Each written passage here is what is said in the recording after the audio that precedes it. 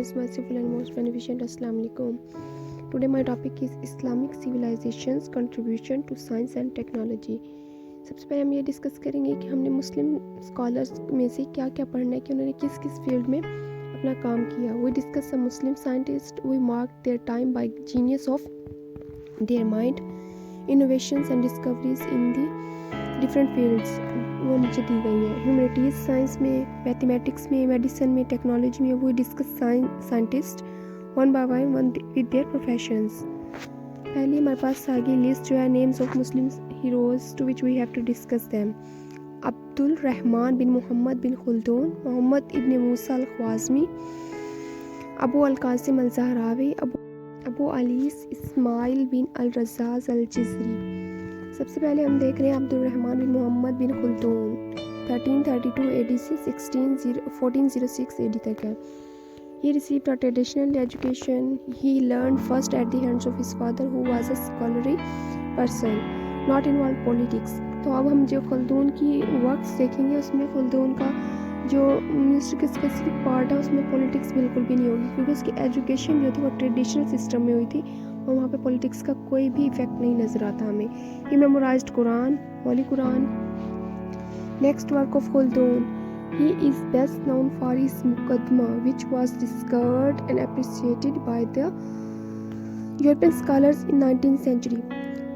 खुल्दून का सबसे best work था मुकदमा. सबसे पहले मुकदमा लिखना खुल्दून ने ही स्टार्ट किया था. इसके बाद बाकी मुस्लिम साइंटिस्ट आते गए और उसकी कॉपी किया उन्होंने, लेकिन ये चीज़ इन्होंने लिखी थी अपनी एज में. इनका दौर बन रहा है हमारे पास 13 में, लेकिन ये चीज़ जो डिस्कवर हुई इसके मुकदमा 19th सेंचुरी में जाके हमें मिले हैं, क्योंकि वो खो जाते हैं, गुम हो जाते हैं ऐसी चीज़ें जो यूनिक और एंटीक होती हैं. तो ये हमें यूरोपियन स्कॉलर्स की मदद से मिले 19th सेंचुरी में, और इसी मुकदमा से influence on 17 Ottoman historians like Haji Khalifa and Mustafa Naima.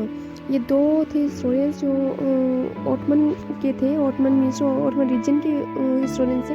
इन्होंने इनके मुकदमा से इन्फ्लुएंस हो के लिखा था जो भी ऑटमन एम्पायर के बारे में लिखा, जैसे to analyse the growth and decline of the Ottoman Empire. इन्होंने मुकदमा के स्टाइल में लिखा था ऑटमन एम्पायर का डिक्लाइन एंड ग्रोथ. नेक्स्ट देखेंगे he was a greatest philosopher recognised by western scholars. ये भी हमें वेस्टर्न स्कॉलर्स ने बताया कि वो ग्रेटेस्ट फिलोसफर्स थे, क्योंकि उनकी जो बुक्स वगैरह थी वो हमसे गुम हो गई थी, वो बाद में मिली हैं. He acknowledged the turning points join history.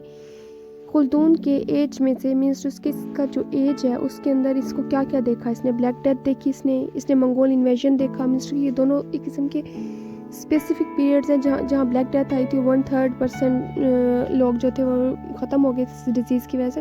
तो इसने इनके बारे में भी लिखा है, क्योंकि इसके दौर में ये दोनों चीज़ें वाक़ई हुई थी. हिज थ्योरीज अबाउट असाबिया कौन होता है, ग्रुप ऑफ फीलिंग पार्टिसिपेट्स. इसके जो सूफ़ी लोग होते हैं उनके बारे में खुल्दून ने बहुत ज़्यादा लिखा था. इसकी उस टाइम की जो लैंग्वेज है इसमें असाबिया कहा जाता है. ही डिस्कवर टर्म उमरान की टर्म सबसे पहले खुल्दून ने अपने मुकदमा या किसी भी मिस्र के ग्रेटेस्ट फिलासफर अपने फिलासफे में इसने यूज़ की थी उमरान की. और उमरान का जो आजकल हमारी लैंग्वेज के मुतालिक इसका मीनिंग है वो है सिविलाइजेशन. सबसे पहले खुल्दून ने हमें उमरान दिया, सिविलाइजेशन दी. वर्ड सिविलाइजेशन जो था इसका फादर जो था वो खुल्दून बनता है. असाबिया में इसका काम बहुत ज़्यादा है और उमरान की वजह से भी बहुत ज़्यादा फेमस है. अब हमने देखा है खुल्दून का वर्क, इसका थोड़ा सा एनालिसिस कर लेते कि इसका सबसे काम मुकदमा में है. फ़िलासफ़र था, बहुत सारी फ़िलासफ़ीज़ लिखी है इसने, और हमें ब्लैक डेथ और मुगल इन्वेस्टर के बारे में बहुत ज़्यादा इन्फॉर्मेशन दी, क्योंकि इसके दौर में वाक़ई हुए थे. इसने इनके बारे में बहुत कुछ लिखा हुआ है. एक असाबिया एक उमरान हो गया. नेक्स्ट हम चल रहे हैं सेकेंड हमारे मुस्लिम स्कॉलर के पास, मोहम्मद इब्न मूसा अल ख्वाज़मी के नेम से हर कोई मुझसे वाकिफ़ है, क्योंकि इनका काम बहुत ज़्यादा है. The importance is al Khwarizmi contributions is towards mathematics, algebra में इनका काम बहुत ज़्यादा है. अलजबरा जो थी उस टाइम के वर्ड अलजबर से डिराइव की थी अल ख्वाज़मी ने. Two operations to solve the quadratic equations, algorism and algorithm. ये दो थे कोऑर्डिनेशन ऑपरेशंस थे, कोऑर्डिनेशन इक्वेशंस को सॉल्व करने के ऑपरेशन से. जिन्हें मैथ पढ़ी है वो इस चीज़ को बहुत अच्छी तरीके से समझ सकते हैं. Methods of solving linear equations and quadratic equations are given as below. Square root equals ax, ये ax जो आगे 2 लिखा हुआ है ये x की पावर है. ax2 is equal to b. Square equal roots A X square is equal to C, root equal number P X is equal to C. ये मैथमेटिक्स का समझ सकते हैं। अगर हमें इस चीज़ को याद नहीं भी करना तो हम जस्ट ये काम कर सकते हैं, two operations to solve the quadratic equations, ये दो नहीं याद कर लें। He introduce methods of solving linear equations, ये लिख सकते हैं। ये 3 इक्वेशंस आप ना भी लिखें तो भी ज़्यादा मैटर नहीं करता, लेकिन याद कर ले तो ये ज़्यादा अच्छी बात है। नेक्स्ट हम देखेंगे अल-ख्वाज़मी की वर्क में से टू ऑपरेशंस ऑफ अलजेब्रा। इसके अलजेब्रा में भी 2 ऑपरेशंस हैं, रिस्टोरिंग और कंप्लीटिशन एंड अलमुकाबला। अलमुकाबला जो था वो भी एक प्रोसेस था जिसके अंदर जो मैथ के अंदर बहुत ज़्यादा यूज़ होता है। हम इसके नाम ही मेंशन करेंगे, अगर इनकी डिटेल में जाते हैं ये बहुत बड़ा हो जाता है। अलजेब्रा देख लेते हैं, is the process of removing negative units roots and squares from equation by adding the same quantity to each side. ये हमने यहाँ पे इसकी ख्वाज़मी की पिक भी अटैच की गई है जो कि बहुत एंटीक और बहुत रेयर है, बहुत मुश्किल से मिलती है सिविक्स इनकी। नेक्स्ट हम देख रहे हैं Abu al Qasim al ज़हरावी, the father of medicine. We can say that he is one of the fathers of medicine. Abu al-Qasim al-Zahrawi, known also by his Latin name Abu al-Qasis भी कहते थे, Abu al-Qasis भी कहते थे. He was one of the greatest surgeons of his time. His encyclopedia of surgery was used a standard reference in our universities of Europe.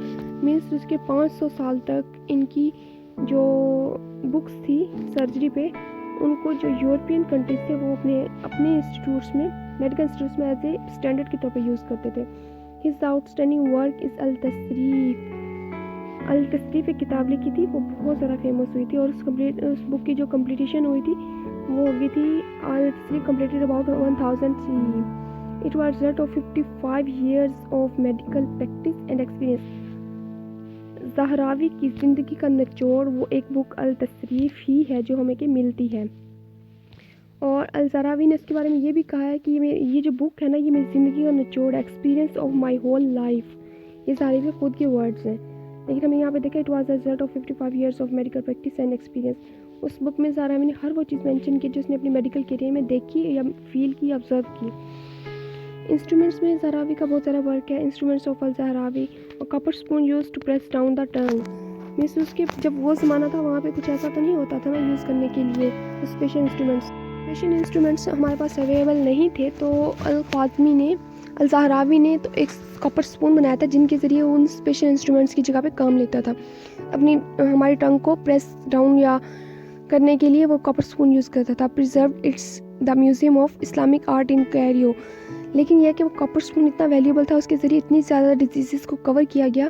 इसके जो test के problem से या टंग्स के थे या हमारी कैविटीज़ जैसे होती हैं इसके थे, तो उनको इस बेस पे कपर स्पून को बहुत ज़्यादा वैल्यू थी। इसको इस्लामिक आर्ट में, ये एक म्यूज़ियम है इस्लामिक आर्ट इन कायरो में, इसमें सेव किया गया, अभी भी है, अगर हम जाएँ तो देख सकते हैं।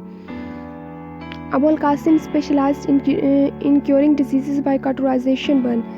कैटेगराइजेशन एक ऐसा प्रोसेस होता है जिसमें जब आपके हाथ में इन्फेक्शन होता है तो उसको जला दिया जाता है।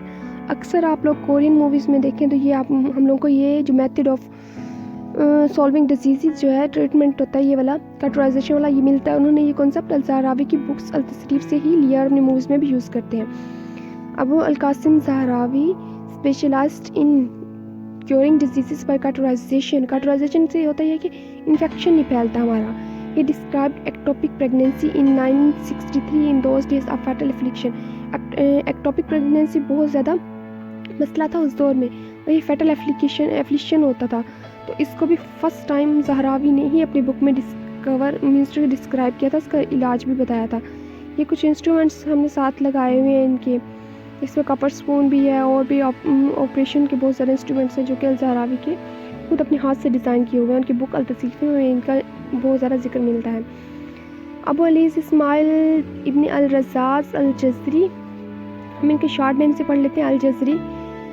1136 से AD 1206 AD से इनकी एक किताब है जिसका नेम इनकी उस टाइम की लैंग्वेज के मुताबिक ये बनता है द किताब अल मारिया अल ख़याल अल हंदासिया। जबकि हम एज ए स्टूडेंट्स हम इसकी बुक का ऐसे इसी में ट्रांसलेट करते हैं, जो कि नेम ट्रांसलेट हो गया था इंजीनियस मैकेनिकल डिवाइस करके हम इसका नेम याद करते हैं। ये बुक लिखी गई थी 1206 में। It is about automated devices and mechanics. Al Jazari मुसलमानों का वो स्कॉलर है जिसको ऑटोमेटेड डिवाइसेस में बहुत ज़्यादा इंटरेस्ट हमें मैकेनिक्स में बहुत ज़्यादा इंटरेस्ट है। ही constructed water clock and candle clock, और यही वो इंसान है जिसकी वजह से आजकल हम लोग डिजिटल क्लॉक्स भी यूज़ करते हैं, क्योंकि ये कॉन्सेप्ट अल-जिज़री का ही था जो आजकल हम यूज़ कर रहे हैं अपनी डेली लाइफ में। Which was a metre high and half a metre wide, ये इसकी लेंथ और उसकी विड्थ बताएगी हमें कि वो जो clock water clock and candle clock थी उनकी।